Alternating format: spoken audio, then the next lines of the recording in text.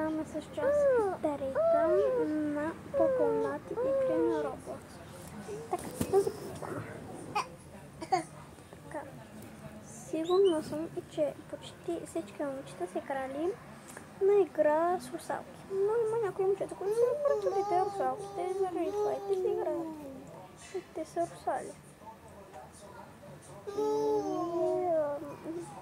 Забележете на първ поглед, че като стане тъмно, горето става някакво бурно и по-тъмно. Съм забелязала, че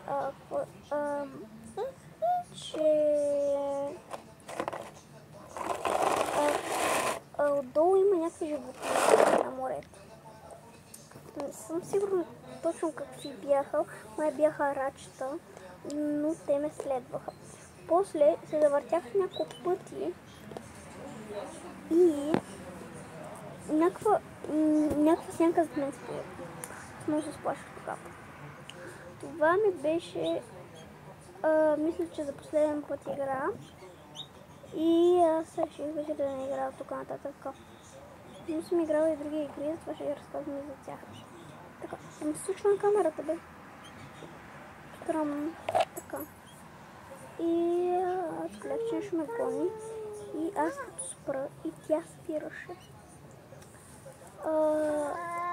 И имаше някои русалки, които са много мрачни и такива. Много мрачни физиономии. И аз това веднага излезнах от Roblox и мислех да я триям, се викам айде си. Не е толкова страшно. И сега ще видим какво ще стане. Май не стана. Да, пак да пробвам. И сега ще видим какво ще стане. Така, ако искате още такива видеа, тук е бутончето за абониране. Така че бързо натискате бутона.